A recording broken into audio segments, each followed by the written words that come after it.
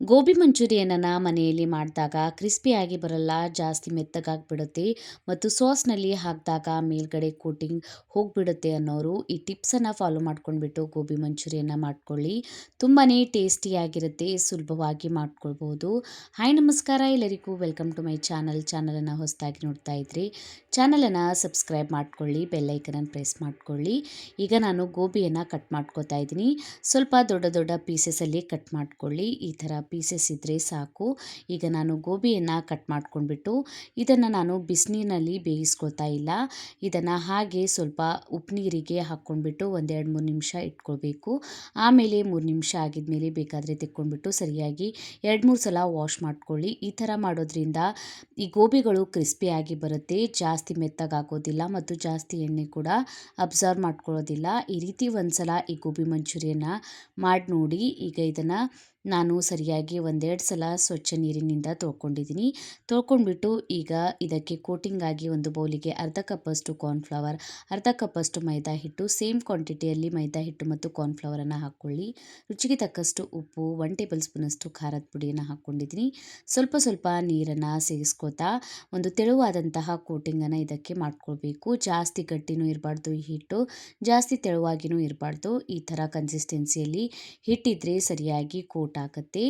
ಈಗ ನಾವು ವಾಶ್ ಮಾಡ್ಕೊಂಡಿರುವಂತಹ ಗೋಬಿಯನ್ನು ಹಾಕ್ಕೊಂಡ್ಬಿಟ್ಟು ಸರಿಯಾಗಿ ಈ ಥರ ಕೋಟ್ ಮಾಡ್ಕೊಳ್ಳಿ. ಸರಿಯಾಗಿ ಈ ಥರ ಕೋಟ್ ಮಾಡ್ಕೊಂಡ್ಬಿಟ್ಟು ಈಗ ಇದನ್ನು ನಾವು ಫ್ರೈ ಮಾಡ್ಕೊಳ್ಬೇಕು.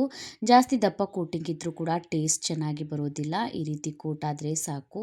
ಈಗ ಎಣ್ಣೆಯನ್ನು ಸರಿಯಾಗಿ ಬಿಸಿ ಮಾಡ್ಕೊಂಡ್ಬಿಟ್ಟು ಮೀಡಿಯಮ್ ಫ್ಲೇಮ್ನಲ್ಲಿ ನಿಮ್ಮ ಕಡಾಯಿಯಲ್ಲಿ ಎಷ್ಟು ಹಿಡಿಯುತ್ತೆ ಅಷ್ಟೇ ಗೋಬಿಯನ್ನು ಹಾಕ್ಕೊಳ್ಳಿ. ಒಂದೇ ಸಲ ಜಾಸ್ತಿ ಕೂಡ ಹಾಕ್ಕೊಳ್ಬಾರ್ದು, ಸರಿಯಾಗಿ ಫ್ರೈ ಆಗೋದಿಲ್ಲ. ಇದನ್ನು ನಾವು ಇನ್ನೊಂದು ಸಲ ಫ್ರೈ ಮಾಡ್ಕೊತೀವಿ. ಅದಕ್ಕಾಗಿ ನಾನು ಒಂದು 80% ಅಷ್ಟು ಫ್ರೈ ಮಾಡ್ಕೊಂಡಿದ್ದೀನಿ. ಆದರೂ ಕೂಡ ಕ್ರಿಸ್ಪಿಯಾಗಿ ಬಂದಿದೆ. ನೀವು ಈ ಗೋಬಿಯನ್ನು ಹಾಗೆ ಸ್ವಲ್ಪ ಮೇಲ್ಗಡೆಯಿಂದ ಚಾಟ್ ಮಸಾಲಾನ ಹಾಕ್ಕೊಂಡ್ಬಿಟ್ಟು ತಿನ್ಕೊಳ್ಬೋದು, ಸಾಸನ್ನು ಇಷ್ಟಪಡದವರು.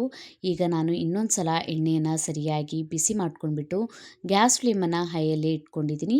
ಈಗ ಎಲ್ಲ ಗೋಬಿಯನ್ನು ಒಂದೇ ಸಲ ಹಾಕ್ಕೊಂಡ್ಬಿಟ್ಟು ಇದನ್ನು ಹೈ ಫ್ಲೇಮ್ನಲ್ಲಿ 1-2-3 ನಿಮಿಷ ಈ ರೀತಿ ಮಿಕ್ಸ್ ಮಾಡ್ಕೋತಾ ಫ್ರೈ ಮಾಡ್ಕೊಳ್ಳಿ. ಸಾಕು. 2-3 ನಿಮಿಷ ಆಗಿದ್ಮೇಲೆ ತೆಕ್ಕೊಂಡ್ಬಿಡಿ. ಕ್ರಿಸ್ಪಿ ಆಗಿರುತ್ತೆ ಗೋಬಿ, ತುಂಬಾ ಟೇಸ್ಟಿಯಾಗಿರುತ್ತೆ. ಇದನ್ನು ಹಾಗೆ ಕೂಡ ಚಟ್ನಿ ಅಥವಾ ಸಾಸ್ ಜೊತೆ ತಿನ್ಕೊಂಡ್ರೆ.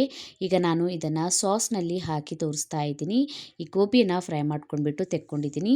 ಈಗ ಸಾಸನ್ನು ಮಾಡೋದಕ್ಕೆ ಒಂದು ಕಡಾಯಿಯನ್ನು ಬಿಸಿ ಮಾಡ್ಕೊಂಡ್ಬಿಟ್ಟು ಗೋಬಿಯನ್ನು ಫ್ರೈ ಮಾಡ್ಕೊಂಡಿರುವಂತಹ ಎಣ್ಣೆಯನ್ನು 1-4 ಟೇಬಲ್ ಸ್ಪೂನಷ್ಟು ಹಾಕ್ಕೊಂಡಿದ್ದೀನಿ.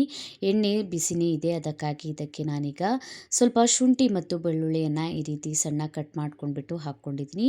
ಇದನ್ನು ಸ್ವಲ್ಪ ಫ್ರೈ ಮಾಡ್ಕೊಳ್ಳಿ. ಈಗ ಸಾಸನ್ನು ಮಾಡುವಾಗ ನಾವು ಗ್ಯಾಸ್ ಫ್ಲೇಮನ್ನು ಹೈಯಲ್ಲೇ ಇಟ್ಕೊಳ್ಬೇಕು, ಅಂದರೆ ಸರಿಯಾಗಿ ಎಲ್ಲ ಫ್ರೈ ಆಗುತ್ತೆ ಮತ್ತು ಟೇಸ್ಟ್ ಕೂಡ ಚೆನ್ನಾಗಿ ಬರುತ್ತೆ. 1-2 ಹಸಿಮೆಣಸಿನ್ಕಾಯಿ ಮತ್ತು ಸ್ಪ್ರಿಂಗ್ ಆನಿಯನ್ ವೈಟ್ ಪಾರ್ಟನ್ನು ಕಟ್ ಮಾಡಿ ಹಾಕ್ಕೊಂಡಿದ್ದೀನಿ. 1 ಟೇಬಲ್ ಸ್ಪೂನಷ್ಟು ಚಿಲ್ಲಿ ಸಾಸ್, 1 ಟೇಬಲ್ ಸ್ಪೂನಷ್ಟು ಸೋಯಾ ಸಾಸ್, 1 ಟೇಬಲ್ ಸ್ಪೂನಷ್ಟು ರೆಡ್ ಚಿಲ್ಲಿ ಸಾಸ್ ಮತ್ತು 1 ಟೇಬಲ್ ಸ್ಪೂನಷ್ಟು ಕೆಚಪನ್ನು ಹಾಕ್ಕೊಂಡ್ಬಿಟ್ಟು ಸರಿಯಾಗಿ ಮಿಕ್ಸ್ ಮಾಡ್ಕೊಂಡಿದ್ದೀನಿ. ಈಗ ಸಾಸ್ ಎಲ್ಲ ಸೀದು ಹೋಗ್ಬಾರ್ದಂತ ಒಂದು ಅರ್ಧ ಕಪ್ಪಷ್ಟು ಬಿಸಿನೀರನ್ನು ಹಾಕ್ಕೋತಾ ಇದ್ದೀನಿ. ಬಿಸಿನೀರನ್ನು ಹಾಕ್ಕೊಳ್ಳೋದ್ರಿಂದ ಸಾಸ್ ಸೀದೋಗೋದಿಲ್ಲ ಮತ್ತು ಸರಿಯಾಗಿ ಬೇಯುತ್ತೆ. ಇದಕ್ಕೆ ಈಗ ನಾನು ಸ್ವಲ್ಪ ರುಚಿಗೆ ತಕ್ಕಷ್ಟು ಉಪ್ಪನ್ನು ಹಾಕ್ಕೊಂಡಿದ್ದೀನಿ ಮತ್ತು 1 ಟೇಬಲ್ ಸ್ಪೂನಷ್ಟು ವಿನೆಗರನ್ನು ಹಾಕ್ಕೋತಾ ಇದ್ದೀನಿ. ಹಾಕ್ಕೊಂಡ್ಬಿಟ್ಟು ಸ್ವಲ್ಪ ಒಂದು ಕುದಿ ಬರೋವರೆಗೂ ನೀರನ್ನು ಈ ರೀತಿ ಬಿಸಿ ಮಾಡ್ಕೊಳ್ಳಿ. ಈಗ ನಾನು ಇದಕ್ಕೆ ಒಂದು ಸ್ಲರಿಯನ್ನು ಮಾಡ್ಕೋತಾ ಇದ್ದೀನಿ. 1-2 ಟೇಬಲ್ ಸ್ಪೂನಷ್ಟು ಕಾರ್ನ್ಫ್ಲವರ್ಗೆ ಸ್ವಲ್ಪ ನೀರನ್ನು ಸೇರಿಸ್ಕೋತಾ ಇದ್ದೀನಿ. ಸೇರಿಸ್ಕೊಂಡ್ಬಿಟ್ಟು ಈ ಥರ ತೆಳುವಾದಂತಹ ಒಂದು ಸ್ಲರಿಯನ್ನು ಮಾಡ್ಕೊಳ್ಳಿ. ಈ ಥರ ಕುದಿ ಬರ್ತಿರುವಂತಹ ನೀರಿಗೆ ಸ್ವಲ್ಪ ಸ್ವಲ್ಪ ಈ ಸ್ಲರಿಯನ್ನು ಹಾಕೋತಾ ಮಿಕ್ಸ್ ಮಾಡ್ಕೊಳ್ಬೇಕು. ಗಟ್ಟಿ ಆಗ್ತಾ ಬರುತ್ತೆ. ಜಾಸ್ತಿ ಗಟ್ಟಿ ಆಗಿಬಿಟ್ಟಿದೆ ಅಂದರೆ ನೀವು ಸ್ವಲ್ಪ ಬಿಸಿನೀರನ್ನು ಸೇರಿಸ್ಕೊಂಡ್ಬಿಟ್ಟು ಇದನ್ನು ತೆಳುವಾಗಿ ಮಾಡ್ಕೊಳ್ಬೋದು. ಈ ಥರ ಕನ್ಸಿಸ್ಟೆನ್ಸಿಯಲ್ಲಿ ಇದ್ದರೆ ಸಾಕು.